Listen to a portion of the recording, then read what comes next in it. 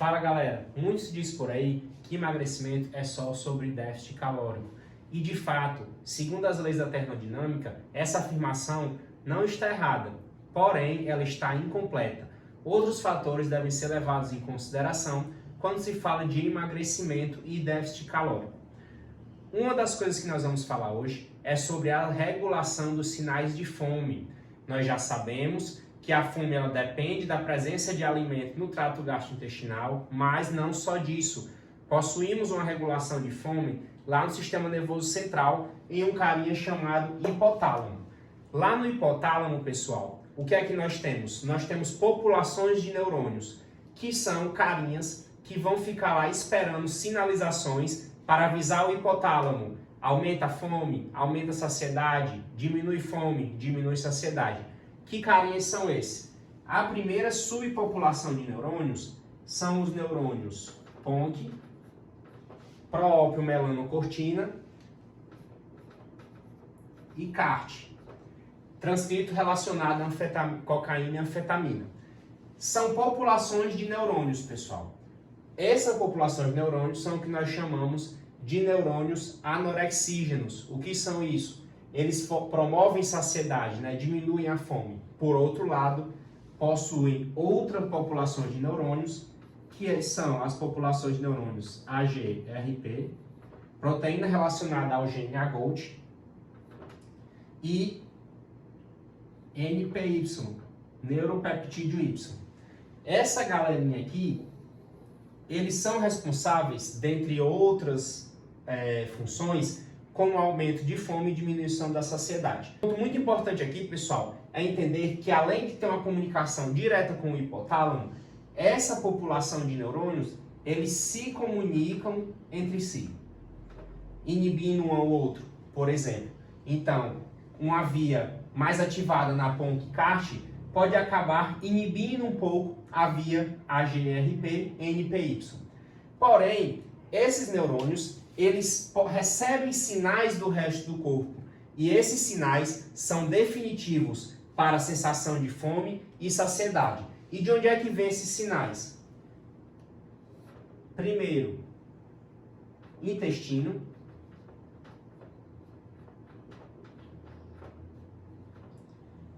Vem também do estômago.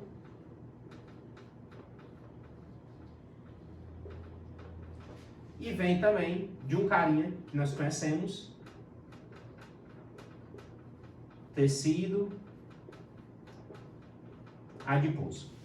Ícaro, e como é que esses tecidos se comunicam lá com o hipotálamo através da ativação da PONC-CART ou do AGRP-NPY? Bem, lá no intestino nós temos alguns carinhas, né? Que são chamados de incretinas, secretados pelas células intestinais, que são CCK, colecistoquinina, neuropeptídeo YY, GLP-1, glucagon-like peptide, que são peptídeos semelhantes ao glucagon, que esses carinhas aqui ativam principalmente a via da PONC-CART e aumentam a sensação de saciedade.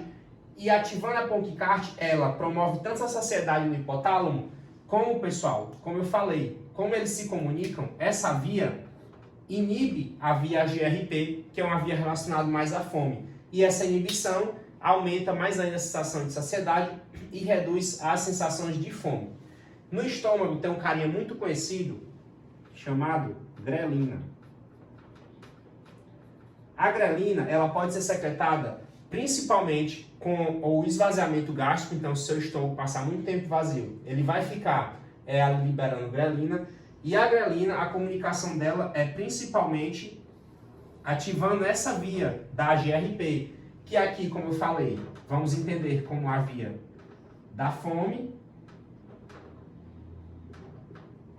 E aqui, saciedade.